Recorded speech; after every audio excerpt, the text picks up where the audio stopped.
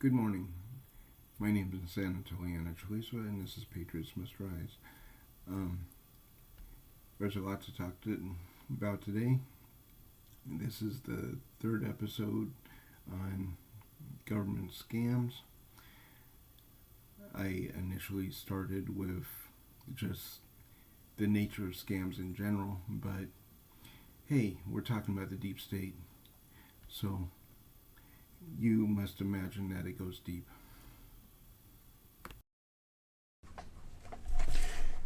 Good morning. My name is Anatoly Anatolisova, and this is Patriots Must Rise.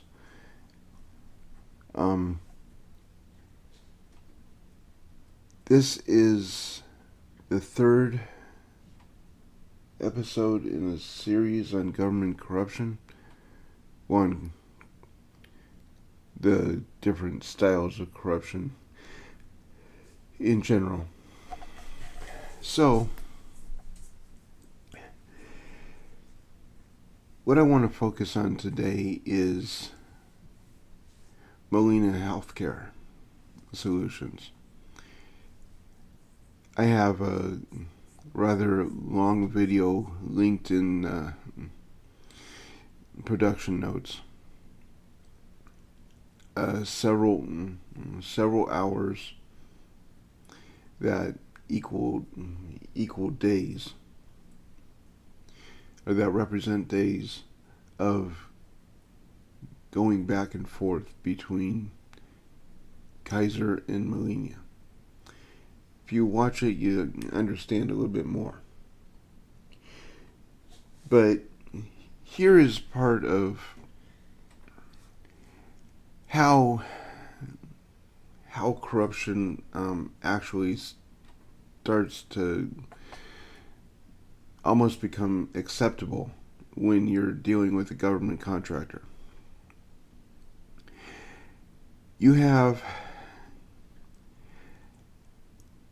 for instance, a healthcare provider that is subsidized by the government to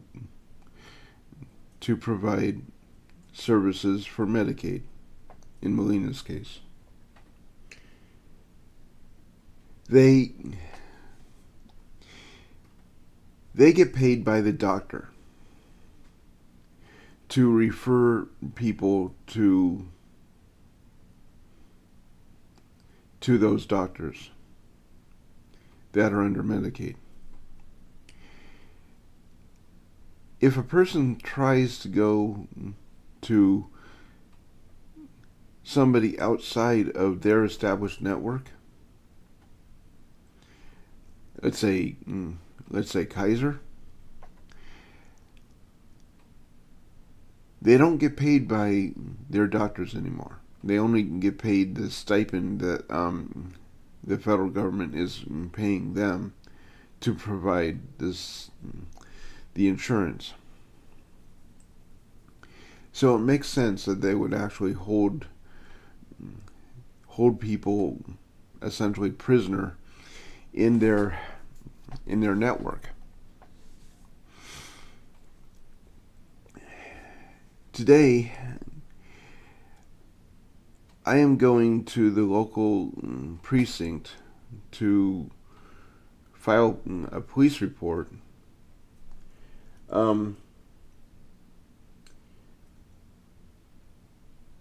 for, attempted murder, basically.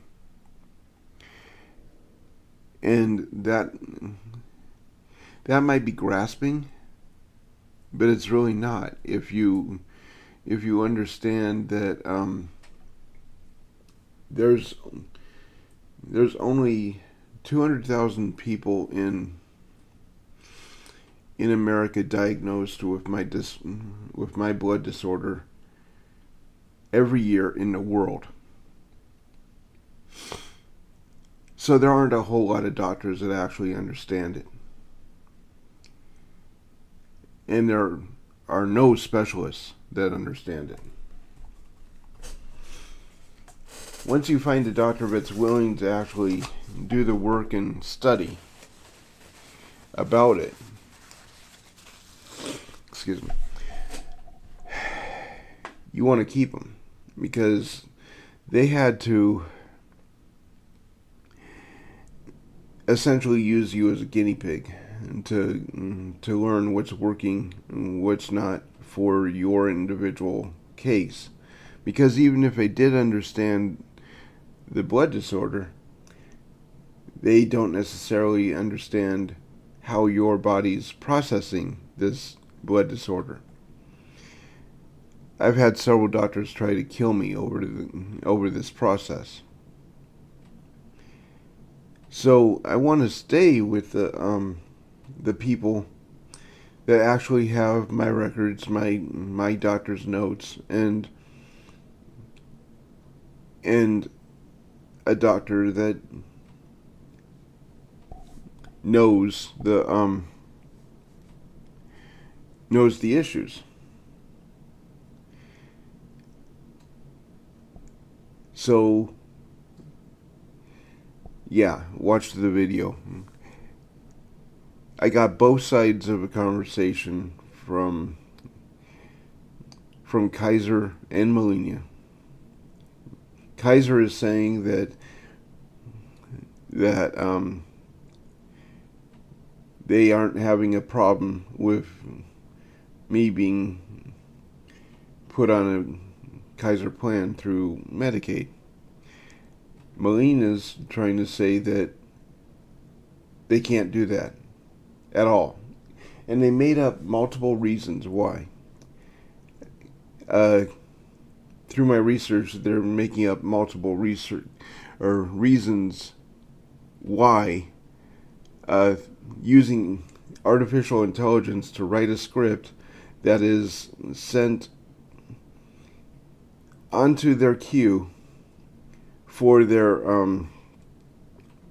phone operators to read. It's not the phone operators that are the problem. It's the ranking officials of Molina that don't want you to leave. And I want to make that very clear. So that's what this episode is going to be about.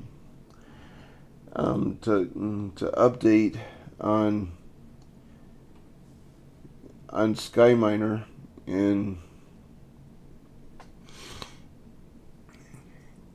in that issue. I have read several comments on the bottom of the comment feed about the app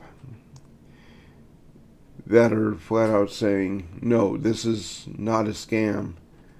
You just got to be patient, and you have to have enough in what you mined in order to withdraw to pay the one-time maintenance fee. The one thing that bothered me about that was that up until I said something, and they've since changed it, nowhere in the app did they say anything about how much this maintenance fee was. Just that there was a one-time maintenance fee. And with that, I believe that was a little bit suspect. But it's a beta version app.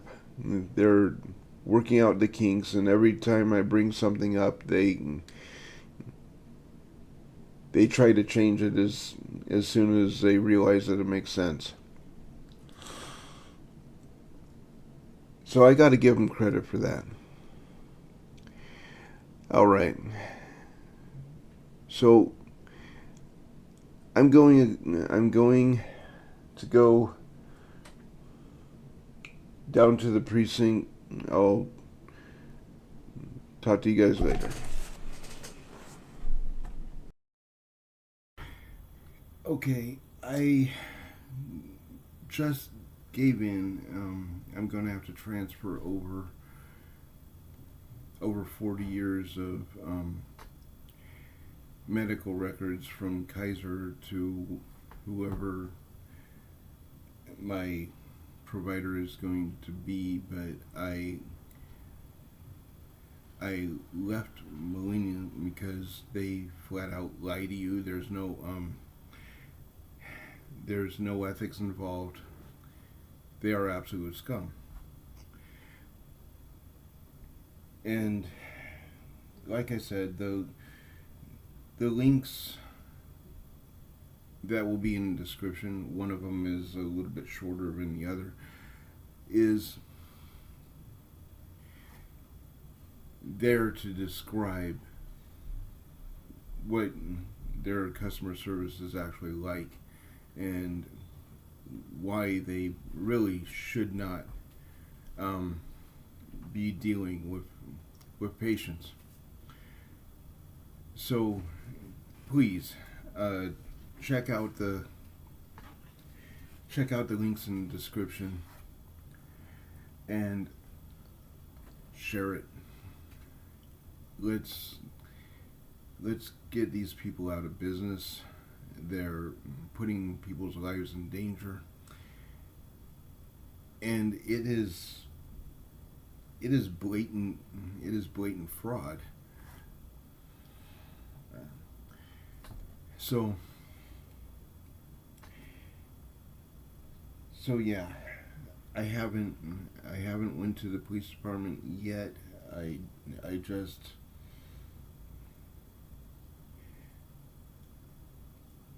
uploaded the shorter video that I intend to actually include in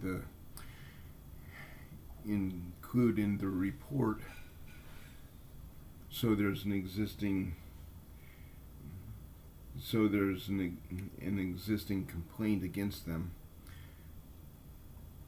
But I intend to actually push criminal charges against Molina, and I think it is very necessary that this get escalated to the point that maybe they just aren't allowed to do business anymore.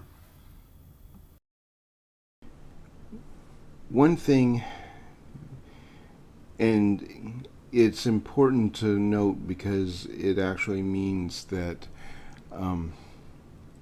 Molina doesn't actually fit the profile of a company that would qualify to be a Medicaid provider, but they are being dropped by doctors all over the West Coast, especially in Clark County, Cowlitz County, King County, and Skamania County in Washington State, because they're not paying their bills. If they're not paying their bills, the provider drops them. You don't have a provider to go to if you're signing up for Molina for Medicaid. This also disqualifies them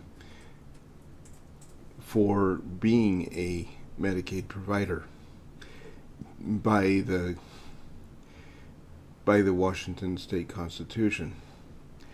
So just be warned if you're going to look at them for Medicaid. Hey Susie, can you read what you just found? Low reimbursement rates are not the only reason many providers decline to accept Medicaid patients. Administrative costs and bureaucratic hurdles doctors face in obtaining reimbursement also are significant factors. And what was that source? The National Bureau of Economic Research. Okay, thank you. Okay, this is not a new problem. As a matter of fact, the Democrat saint and literal demon, Barack Obama, healthcare reform, which most people refer to as Obamacare, caused this. Susie, go ahead. Patient experience of provider refusal of Medicaid coverage and its implications. Abstract. Previous studies show that many physicians do not accept new patients with Medicaid coverage, but no studies examine Medicaid enrollees' actual experience with provider refusal of their coverage and its implications. Using the 2012 National Health Interview Survey, we estimate provider refusal of health insurance coverage reported by 23,992 adults with continuous coverage for the past 12 months. We find that among Medicaid enrollees, 6.73% reported their coverage being refused by a provider in 2012, a rate higher than that in Medicare and private insurance by 4.07 and 3.68 percentage points, respectively. Refusal of Medicaid coverage is associated with delaying needed care, using emergency room ER as a usual source of care, and perceiving current coverage as worse than last year. In view of the Affordable Care Act's ACA Medicaid expansion, future studies should continue monitoring enrollees' experience of coverage refusal. Again, what was that source? This is from the National Library of Medicine. Wow. Okay. I don't think I have to go into that anymore. That's from a government site. That's National Institute of Health. This is literally a national problem. My constant go-to is the question, why do we need government? When a situation like this occurs and you're supposedly paying your taxes your entire life for this kind of thing, and these services fail because of elected officials' irresponsibility with taxpayer money, again, I have to ask the question, why do we need government? I've always maintained that we've never needed government.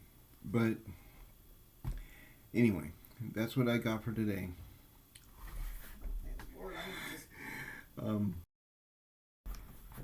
That's what I have for today.